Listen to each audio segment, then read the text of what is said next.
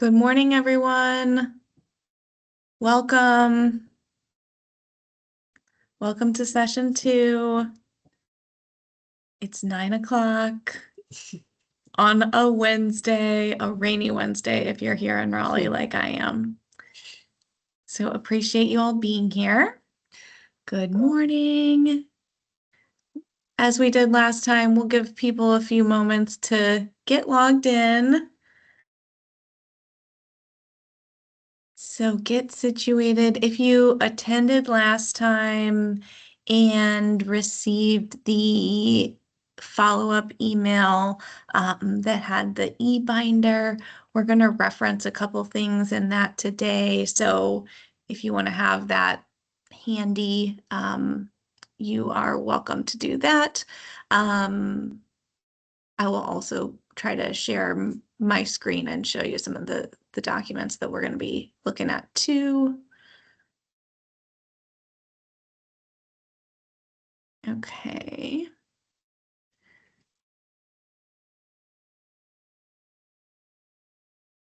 Great to see everybody. All right. Okay, well, this is awesome. I'm seeing about 70 people on our call this morning, which is fantastic. Just a few minutes ago, we were seeing about 35 of you in the waiting room. So I'm glad a lot of people have jumped on right as we are getting started today. So I think I will go ahead and kick us off. For those who weren't here last time, I'm Julie Sunderman. I am the nutrition program consultant at the Division of Aging, and really glad to be offering this nutrition training series virtually to all of you. I've been in this role for about 2.5 years, and I oversee the congregate nutrition and home delivered nutrition programs, as well as the senior farmers market nutrition and a few other programs at the State Unit on Aging, which is the Division of Aging. Today, we're going to be talking about staffing your senior nutrition program, programming at your program, and then client eligibility. So just to give you a glimpse of where we are, we're in session 2. We did session 1 last week. There's going to be a few weeks gap between this session and session 3, which will next be on, it'll be a Tuesday, November 18th at 2 p.m. And then our final session in the series will be Wednesday, December 3rd at 9 a.m. And I wanted to just try launching a poll real quick to ask you all something. Do you think that we should move the Wednesday, December 3rd session to 2 p.m. rather than 9 a.m.? I sort of did, alternated between 2 p.m. and 9 a.m. because I just wanted to give the greatest variety of people an opportunity to come. I do think maybe 9 a.m. is trickier. So if you feel we should move the session to 2 p.m., answer yes in the poll. If you think we should keep it at 9 a.m., answer no. And if you don't really care because either one works for you, then answer that way as well. So I don't know if, let's see. Okay. So I know that a lot of people are chiming in the chat and saying various things. So it looks like most people, are you all seeing the results, Shania? Am I sharing the results or no? Maybe only I see those. I can see it in the chat, the results. Oh, okay. Okay, cool. Okay, so I'm going to take a look at this later to see. I just wanted to give you all a chance to weigh in. I do appreciate that you've already probably marked your calendar, so I'll get back to you on if we're going to change that or not, but just wanted to ask you.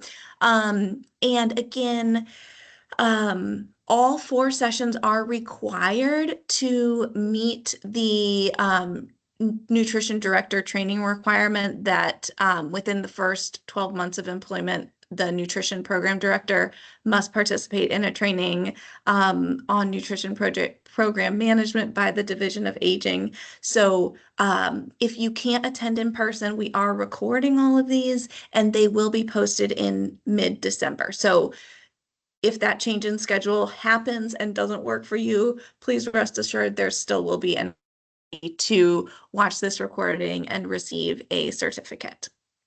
We have not mailed out certificates from session one yet.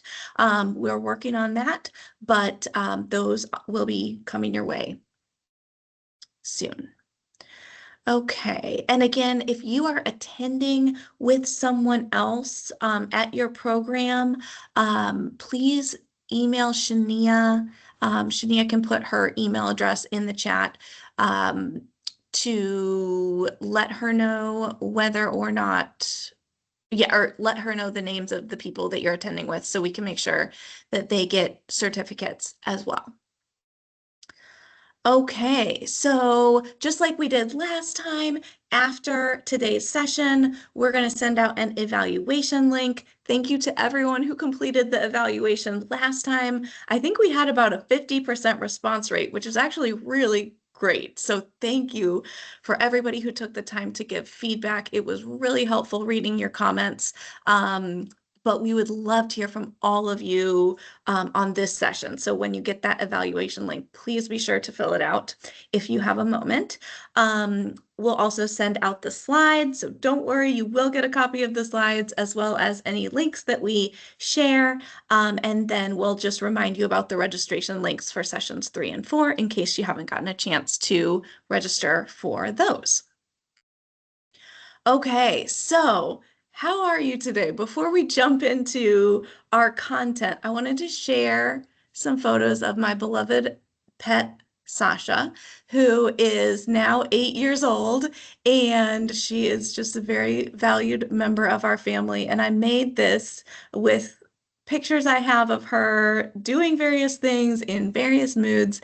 And instead of sharing with the group what Richard Scary car you are, as we did last time, I wanted to ask you, which Sasha are you today? So if one of these images resonates with you, then please let me know. I saw someone say, I want to be a 3, but I'm an 8.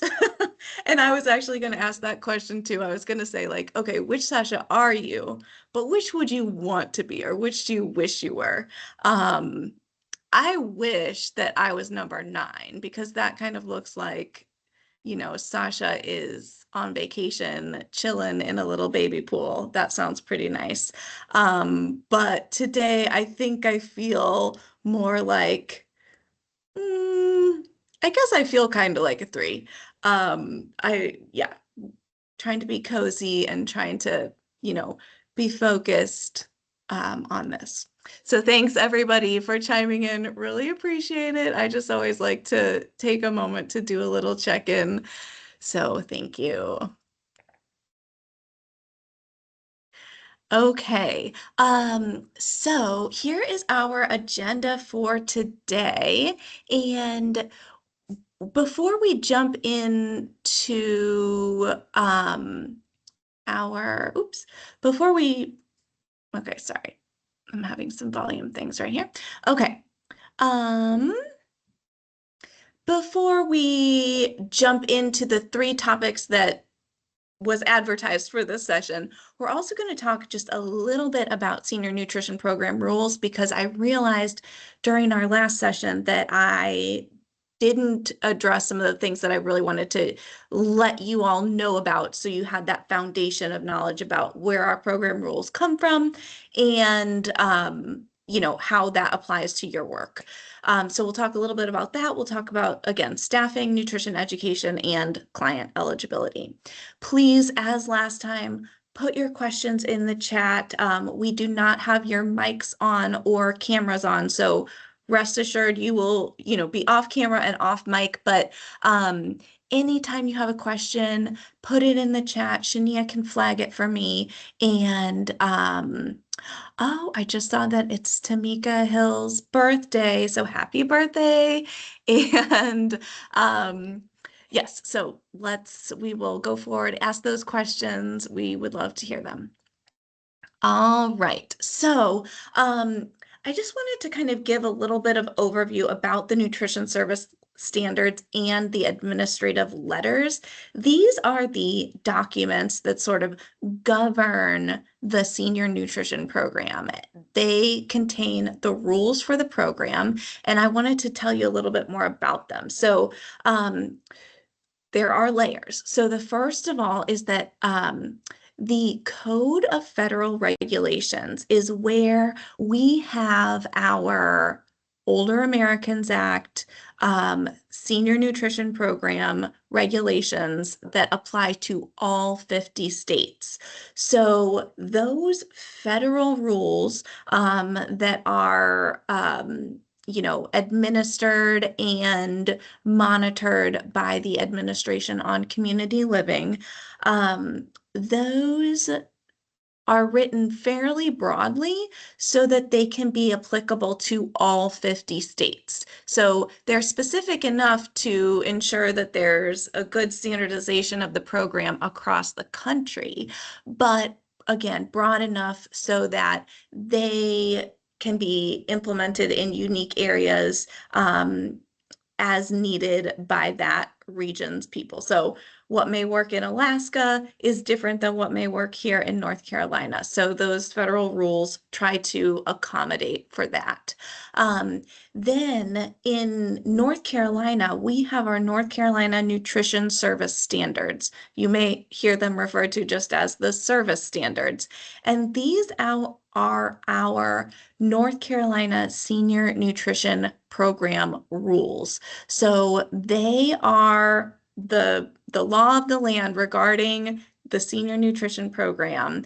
And our programs need to follow those rules, follow those laws so that we can receive our state funding, our federal funding for our programs. And ensure program fidelity across the state, and that we are implementing the program in a way that is fair and consistent across all of our different regions.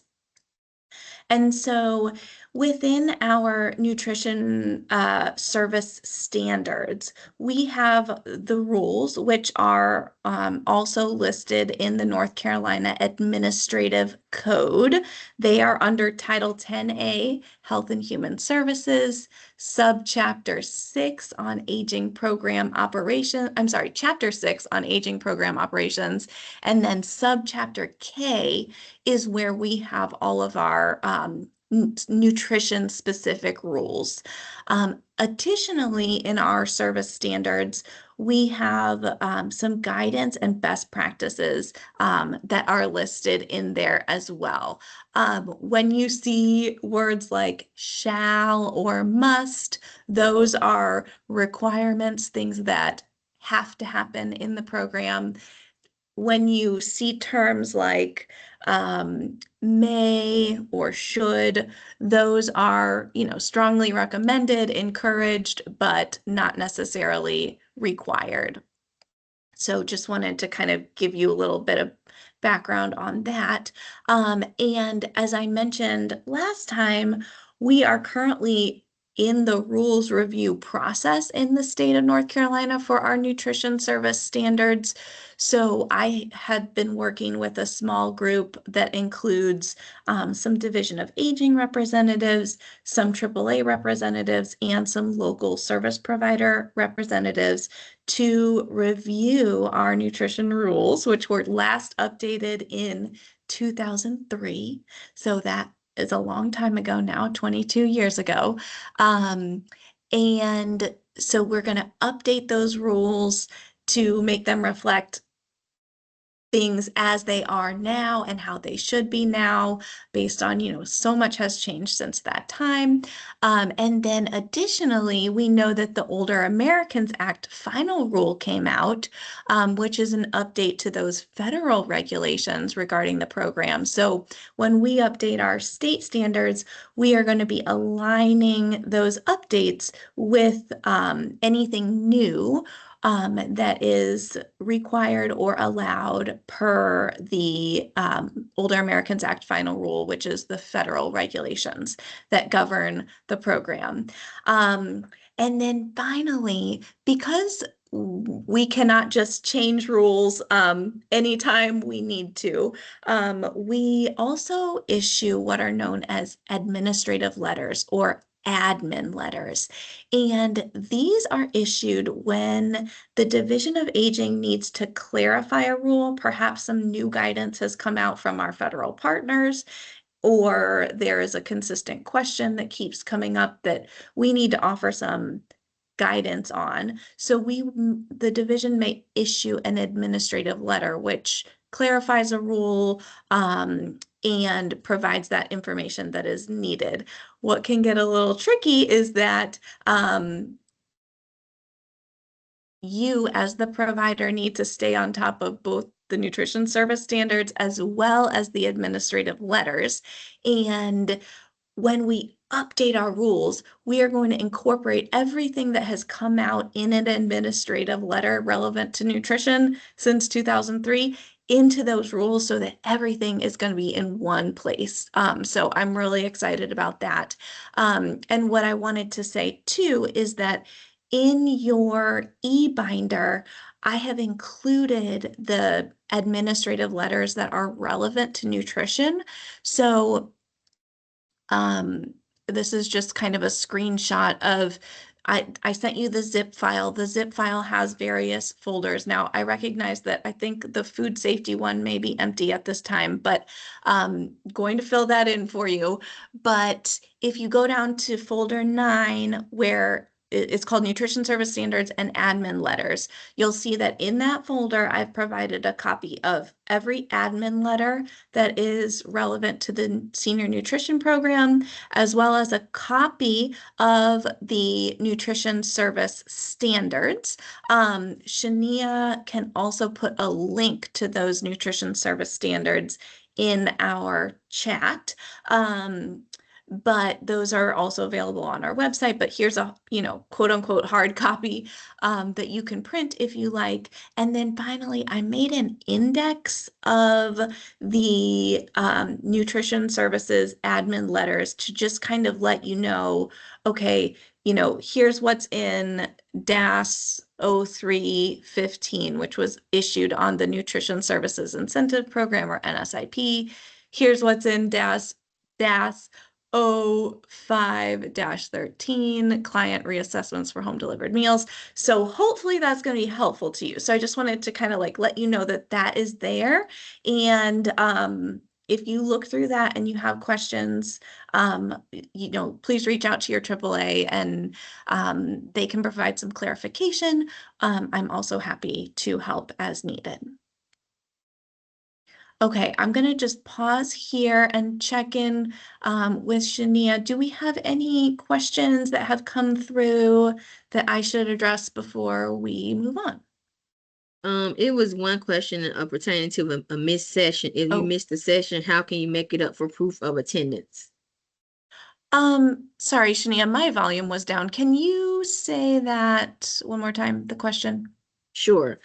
The question was, if you missed the session, how can you make it up for proof of attendance?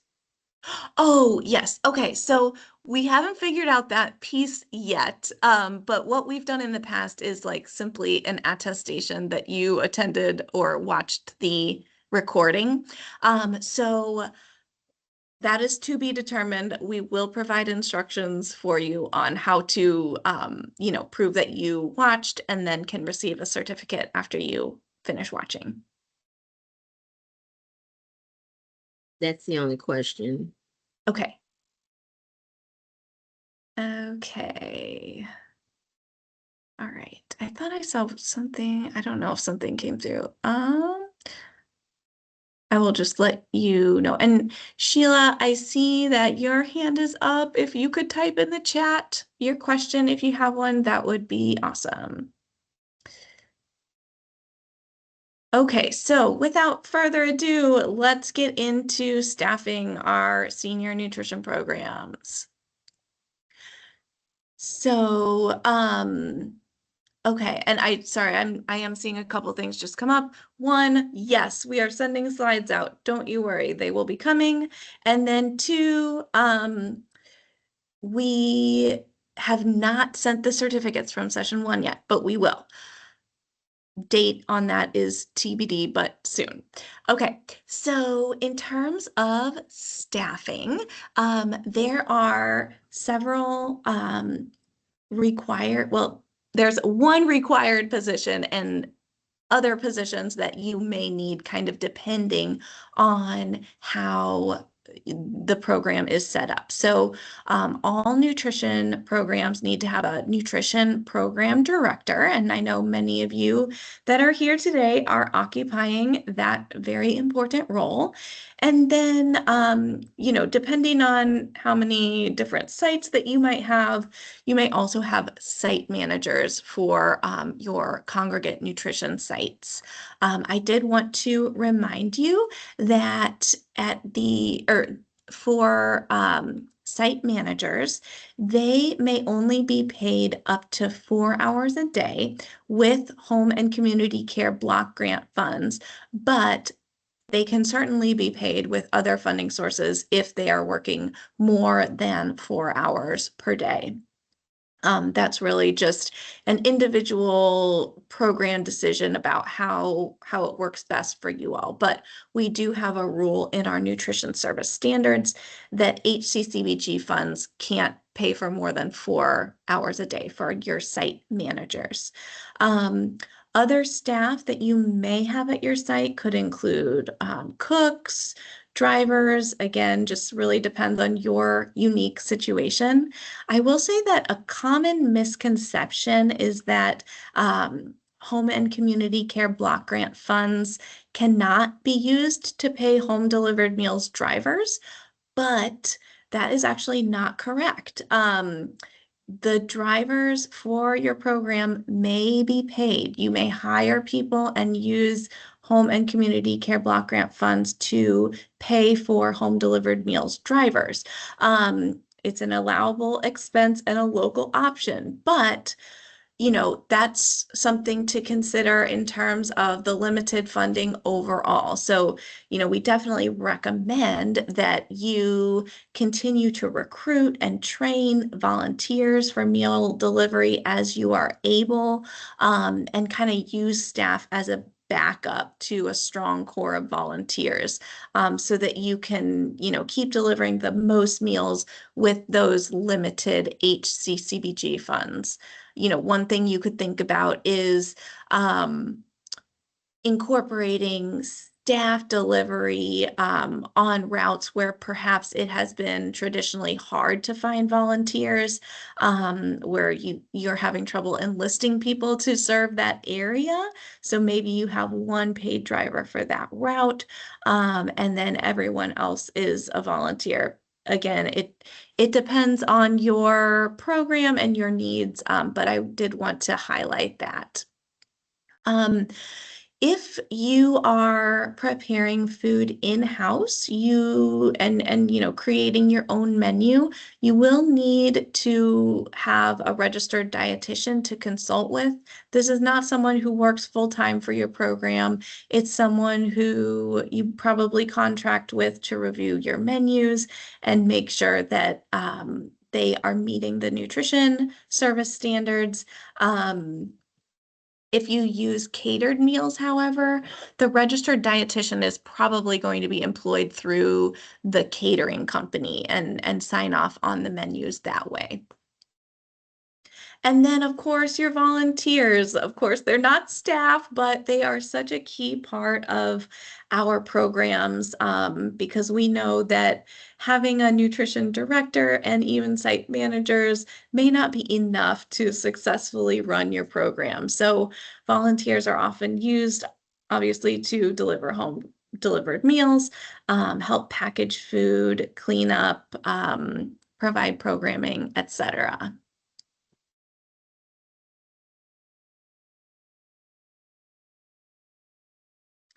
Okay. And I think someone just said intake, outreach, in-home assessment. They may be helping with those roles as well. Okay, so now we'll talk about staff training requirements. And so I sort of started with all staff and volunteers what they need to know and then worked to nutrition program director. Um, and so for our staff and volunteers, we want them to be knowledgeable of the aging process so that they can relate to our clients in a meaningful way. We want them to know info that is relevant to their role. So that really depends on what you're having them do. But you would provide that information to them so that they feel well prepared to do the job that they are going to do for your program. And then we also want them to be prepared for what to do in the case of emergencies. So they should be aware of fire and disaster evacuation procedures, what to do in medical emergencies, and that sort of thing. I will say too, if they are involved in anything related to food preparation or meal service, they need training on food safety as well. But I think that kind of falls under the category of info relevant to their role. Okay, in terms of and I guess another thing is, you know, as nutrition program directors, you all are required to make sure that all staff and volunteers, site managers have been trained. And so you need to keep records of these trainings and make sure that all the trainings are documented. So you'll want to make sure that when you provide a training, you have information on who was trained, who was there, the topics that you covered, when the training was, who taught it, and sort of like the length of time. You could keep sign-in sheets, agendas, certificates, that kind of thing, whatever proves that this training was provided. And maybe it's a training file for each person, maybe it's a file for each training with that information in it. Whatever works for your site is fine as long as the trainings are documented.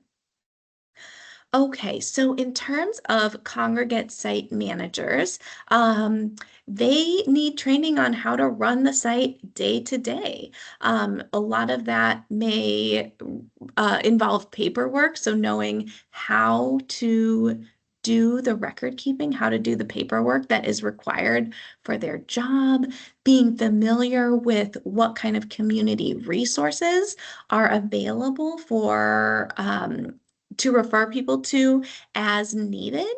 Um, Food safety is a key part of congregate site managers' knowledge, food portioning, and then of course we want our site managers to be knowledgeable about the aging process as well, and those fire and disaster procedures too. Okay, and then for your nutrition program director, they are going to need to know everything we've already talked about because they know all. So they're going to want to be familiar with all of that information, plus have 15 hours of food service sanitation training within the first 12 months of employment. So this could be something like the Serve Safe Manager training. And then the Division of Aging Nutrition Program Management Training as well, which is what this series is. And previously slash currently, because we haven't taken them down yet, because we're kind of in this transition period, but many of you, since especially, many of you are new since 2020. So perhaps the way that you've been trained from the Division of Aging is watching the YouTube videos that Audrey had recorded. So those are still what we're doing, Division of Aging, Nutrition Program Management training. But once if you participate in these sessions, then, this training will count towards that. But once we get these posted mid-December, we're going to phase out those YouTube videos and just have these recordings be our nutrition program director training. And so that if somebody is hired in, let's say, February, and they need to know, about this program immediately, they can watch and not have to wait for the next live session. I would also like to do a live session. I'd like to do an in-person session, but those are still kind of being determined like when that would be. But having the recording trainings, I think, will be very, very helpful moving forward. Um, okay. I'm going to pause there and ask if we have any questions, Shania. Yes, we have one question. I know the answer, but I wanted you possibly to clarify a little bit. Okay. Can we hire someone to facilitate the trainings, or are we required to do them ourselves for the staff? Um, well, I think if your budget allows and that person can cover all of the required topics in the way you need them covered, I think that there is no problem in hiring someone to provide the trainings. I know a lot of people have pretty limited budgets, and you want to make sure that that person can provide the expertise needed on this specific program. Um, but if it's something like food service training, then that is pretty general.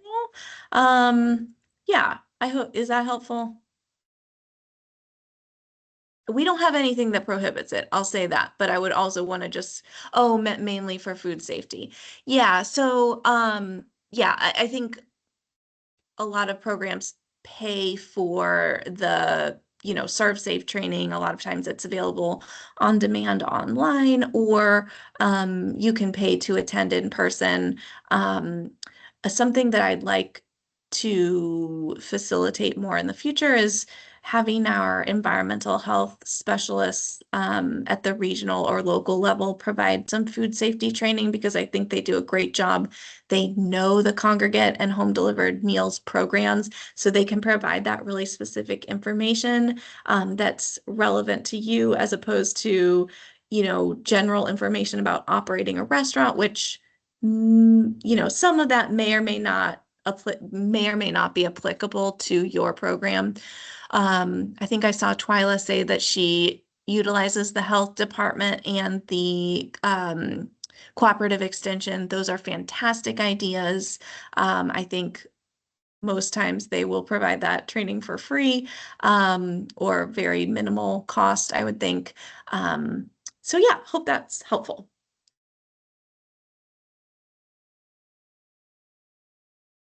Okay. Oh, and this training counts, as I just said.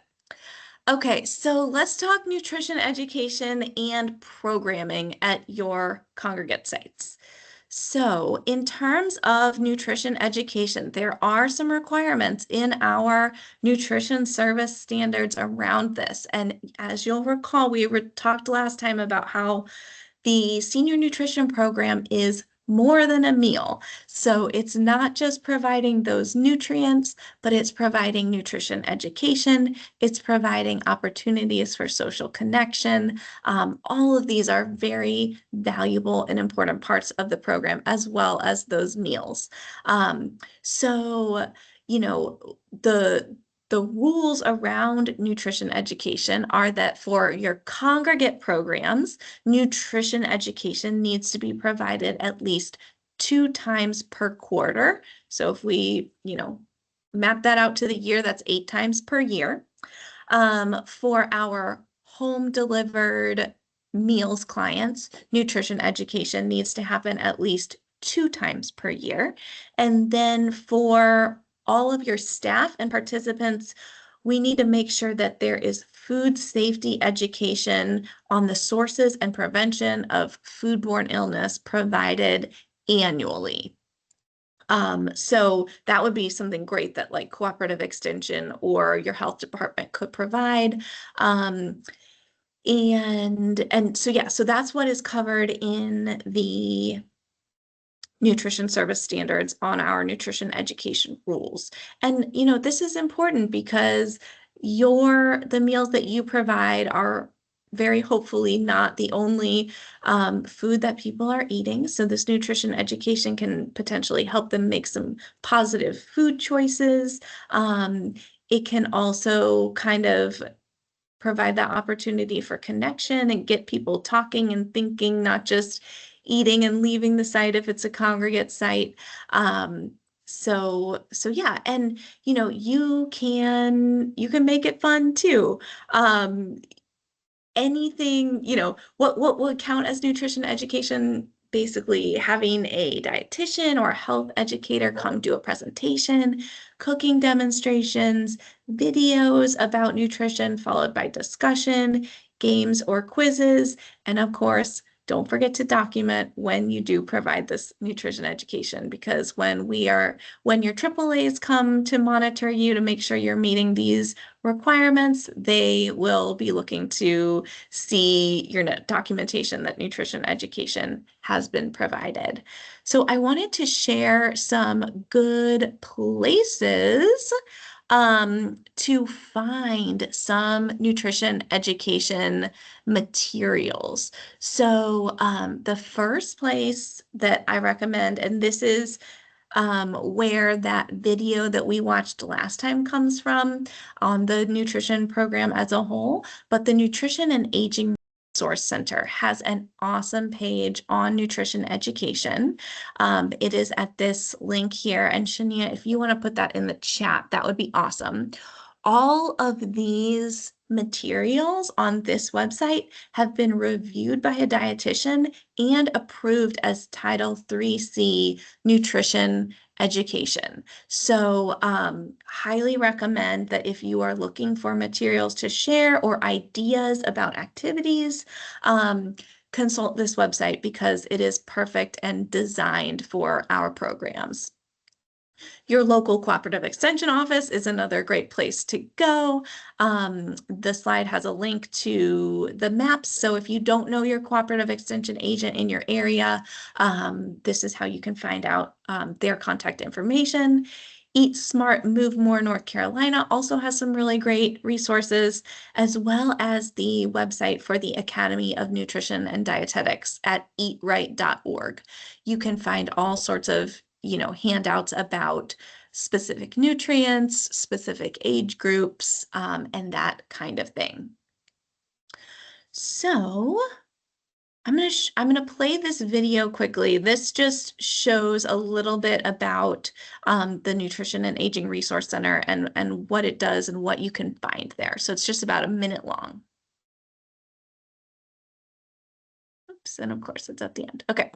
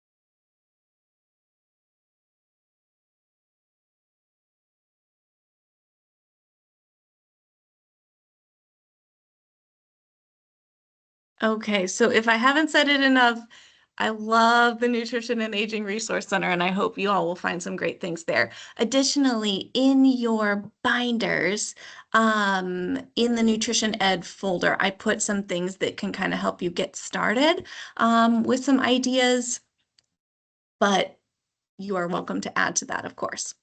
Okay, so before we move on to other things about programming and client eligibility, I did just want to touch on what is the difference between nutrition education and nutrition counseling by telling you what specifically we mean by nutrition counseling. So, nutrition counseling is conducted by a registered dietitian. So, nutrition education could be provided by anyone who is, somewhat knowledgeable about general nutrition principles. But a dietitian has specific training in nutrition counseling and is licensed to provide that. And so nutrition counseling is different in that it's provided by a registered dietitian and it's very individualized or one-on-one. Um, Generally, I mean, it can be nutrition counseling can be provided to someone of any age, but for older adults, it might relate to their general health conditions, their intake, and then any chronic illnesses they have and any medication. So that dietitian has the training that's needed to be able to help that older adult navigate through those complex health issues and figure out what is right for that one person to eat and what that person needs to meet their nutritional needs. So it's a lot more specific than general nutrition education. Um, so, providing nutrition counseling is an allowable use of Title III-C funds, but kind of like we already talked about, our funds are limited, and so you are not required to use your Title III-C funds to provide nutrition counseling, but it is an allowable use. It is also providing nutrition counseling is also allowable under Title III-D, the Health Promotion and Disease Prevention programs. And so if you find that, some of your participants could really benefit from that counseling from an RD where goals and priorities are set and they really, support that person through finding what works for them in their diet based on their own unique healthcare needs, you could consider that as well. We won't get into it too much more, but nutrition education there's also a form in your binder about the difference between nutrition education and nutrition counseling, but wanted to highlight it here as well. Okay, and then just general programming at your congregate site is also important and is also a requirement for our program. So, in addition to your meal service, um, you must provide some activities. There must be daily activities for your congregate participants. Activities should be varied to promote exercise, healthy living, and social interaction. And there should be a calendar at your site that's posted that shows the activities for the month. Um, I wanted to remind you all about our website, Social Bridging NC. Shania can put the link to the chat in there. And this is a really amazing resource where different senior centers throughout North Carolina post the programming that they offer that participants can tune into virtually. So if you are having a great activity, at your center and want to share that with others throughout the state, you could add yours to Social Bridging NC. And if you need ideas about programming activities to do, this is also a great place to connect with. And the goal is really just to create that consistent, meaningful programming that enhances quality of life for older adults and doesn't just keep them fed, but also active and connected. Okay, so we're going to go to client eligibility requirements. And I recognize that we have about, let's see, we have about 16 minutes left. So I'm going to try to cover all of this. If we don't get through all of it today, we will tack it on to the next session. So rest assured, we won't rush in a way that makes us skip over anything, but we'll see how quickly we can go through it. But before I start on this, Shania, did we have any questions on programming or nutrition education? Yes. One question says, has the division thought of creating a library and or video trainings that programs and clients can access? That's a great thought. I don't think we have discussed that, but thank you for bringing it up. Next question, what does the home delivered nutrition education look like? Yeah, that's a good question. So I think typically that's going to look like materials sent with the meal. So whether it's a food safety brochure or handout or tip sheet or something like that. There is not a requirement that, a live training be provided and your home delivered meals, people join it.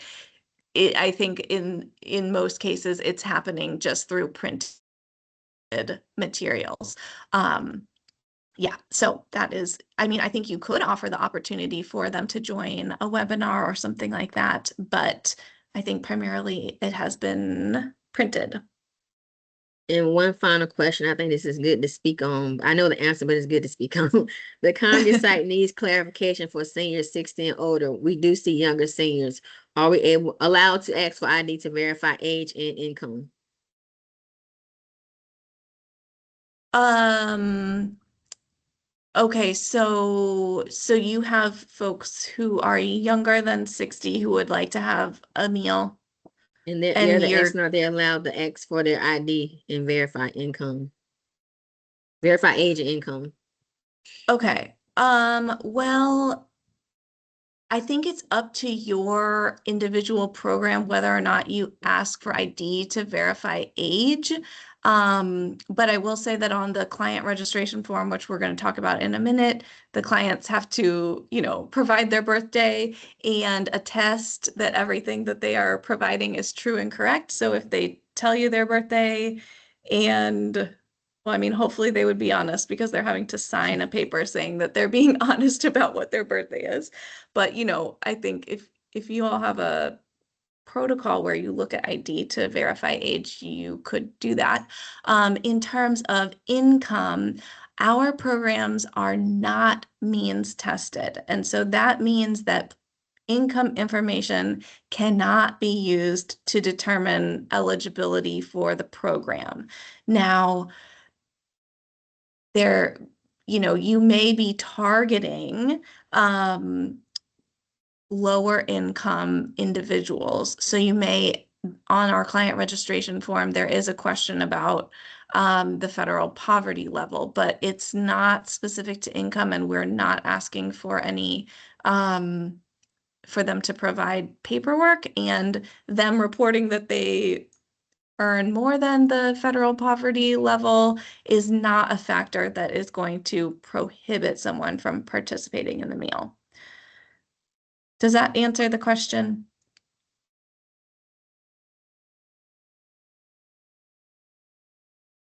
I I think hope it that's does. clear. They didn't, yeah, Okay, they didn't we're really. going to talk about eligibility now, so hopefully that will help.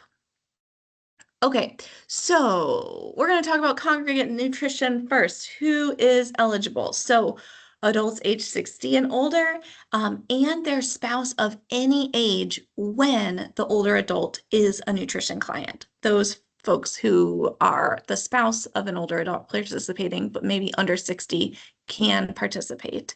Um, then there's also the local option to offer meals to adults under the age of 60 with disabilities who either live with and accompany eligible adults to meal sites. So that key part is accompany them. So they cannot come, those folks under 60 with disabilities cannot come without that eligible older adult who is 60 plus. And then also those who reside in housing primarily for older adults where the nutrition site is located may also be eligible. There's the option to offer meals to volunteers as well who work during meal hours. That's an individual program decision, but it is allowable in our nutrition service standards. Okay, for home delivered nutrition, who is eligible? So again, we are serving adults ages 60 and older. And those adults for home delivered nutrition are going to have some kind of impairment or barrier to getting to a congregate site or you know, preparing food on their own. So they may be physically or mentally unable to obtain or prepare food. They may have no responsible person who is able or willing to help them with that task, or they may be unable to participate in the congregate program due to physical or mental impairment. Again, you can offer this service, home delivered nutrition, to adults under 60 with disabilities who reside at home with an older adult who is already receiving home delivered meals, or again, to your volunteers who may work during meal hours. Okay, ineligibility criteria. So there are three criteria right now that make an adult ineligible for the nutrition program for both home congregate and home delivered meals. So first is individuals whose dietary needs cannot be met by the meals or through the meals offered by the program. So if you think about somebody who has dysphagia, which is a swallowing difficulty, they may need their food to be a different consistency than what you offer. They may need a pureed diet. And unless your program has the capacity to offer them that pureed meal, then your program is not going to be a great fit for them because they really cannot eat the food that you offer if you cannot, accommodate their needs. So, unfortunately, they would not be eligible because we, want to focus on getting the food to the people who can use it. And if you come across that, I'm happy to help try to think about other resources that person could be connected with. So that's one eligibility criteria. Another one is that family caregivers are no longer eligible for home delivered meals in their own right. And this is something that came about from a change to what we have in our nutrition service standards. The change came in admin letter 1213. And this admin letter removed that special eligibility category. So those folks are no longer eligible for our home delivered meals. And then finally, people who are residing in long-term care facilities or are enrolled in care providing programs are not eligible if they are receiving meals at their facilities. But an exception is adult daycare participants. So if they attend, let's say, the adult daycare center 3 days a week, they could participate in your congregate program on the other days a week if you all want to include them. Okay, so I'll pause there before we go into service prioritization. Anybody have a question here? No questions. Okay. Okay, so as you all are very familiar with, I'm sure, unfortunately, the demand for our services, particularly home delivered meals, often exceeds our ability to serve people. So you may have a waiting list for your services.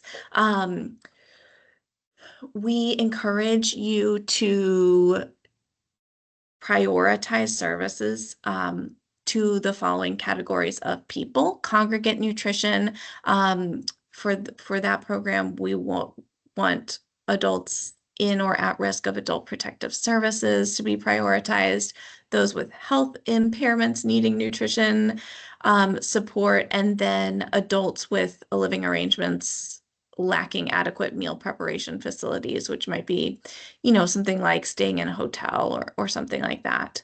And then for home delivered nutrition, adults in or at risk of adult protective services, again, adults without a caregiver or support system, and then adults with either ADL or IADL limitations.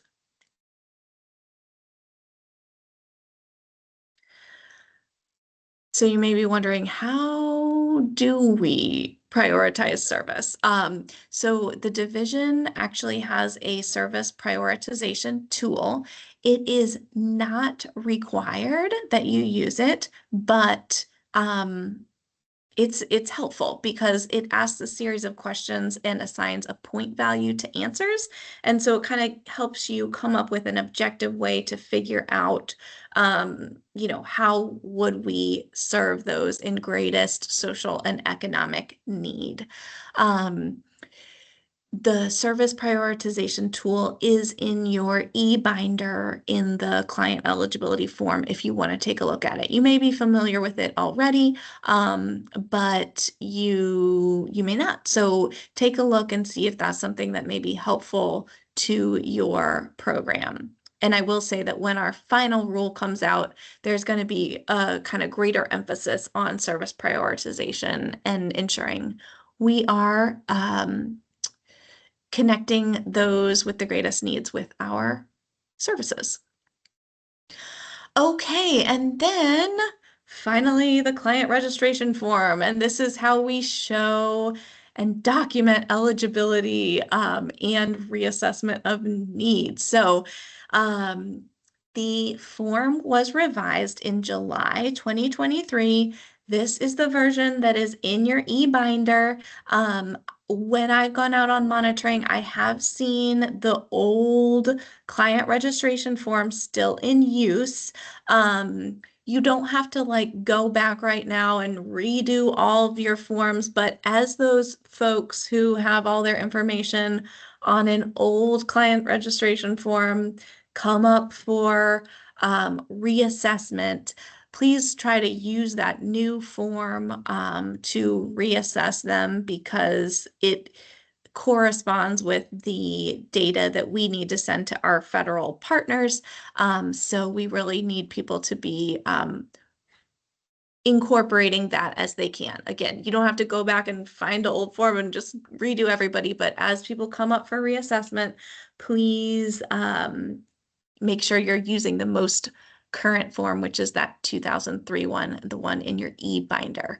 So we have two forms for nutrition. We have the long form, which is 4 pages long, and this is the form that you must assess your home delivered meals clients on. You can also use it for congregate clients. That's perfectly fine, but home delivered must use this form. And for our home delivered clients, we need to reassess them every 6 months. And every other 6 months the reassessment needs to be in home. So let's say that the person is due for reassessment in January and July. If you do an in-home assessment in January and that client is medically stable and they have fairly good nutrition support at home, when they're due for their 6-month reassessment in July, you could do that over the phone again if their situation is stable. Or you could do it in home as well, but there's that option now. I forget, I don't think I put the admin letter that cites it, but that's in your binder. I want to say it's admin letter 12-13, but it allows for every other 6 months to be over the phone for those stable clients. And then finally, the short form is for congregate clients, but not home delivered meals clients. So congregate clients need to be updated annually. Again, you can use long form for congregate clients, but if you are only doing congregate nutrition, then the short form is totally fine to use for those folks. Okay. All right, and so that brings us to the end. We have one more minute left. I saw lots of little chat bubbles popping up with questions. Obviously, we don't have time to answer them all right at this moment, but thank you for putting them in the chat because what we'll do is I will take note of those questions and either I'll answer them, in the email to everybody when we recap this session and send you the information we said we'd share, or we can address them at the beginning of session 3. So session 3 is going to be November 18th at 2 p.m. Again, that's a Tuesday, not a Wednesday. I hope that this was helpful to everyone. I'm going to just see in the chat if there's anything, oops, that I can answer really fast. Shania, if you, Okay, so I'll just answer this one about the priority of service tool. Do we need to use it? No. Priority of service tool is optional. It is not required. The DAS screening, which is the client registration form, also known as the DAS 101, that is required. Long form for congregate, I'm sorry, long form for home delivered nutrition, and then congregate can use either the long form or the short form. And let's see. One question says, is CAP and PACE considered a care providing program? That might be an easy one too. Yeah, so well, that's so CAP/DA is not a like an institutional program. The design of that program is to try to keep people in their homes by providing them the care that they need to stay home. But the Home and Community Care Block Grant should be the payer of last resort. So if your client is participating in CAP/DA and they have meal services or maybe an aide in their care plan, then HCCBG meals may be a duplication of services, but it's tough to give a blanket statement because each care plan is a little bit different. But I see Twyla saying we do not serve CAP clients with home delivered meals if the aide is in the home during the meal time. So, that seems really clear to me. If you have any specific questions, I can help you, but that program is really designed to keep people in home to avoid the institutionalization. So there is kind of this question that often comes up about should CAP/DA or Medicaid be paying for these meals or Home and Community Care Block Grant? And Home and Community Care Block Grant should be the payer of last resort. So if they're having those CAP/DA services, those should probably be the one to cover. Okay, so I'm going to end it here for today. Thank you, everyone. Truly appreciate your participation. It was wonderful to have you on. We will review the questions that we did not get to and make sure that we can talk about those next time. Have a fantastic Wednesday. Stay dry, and we hope to see you on the 18th. All right, bye, everybody.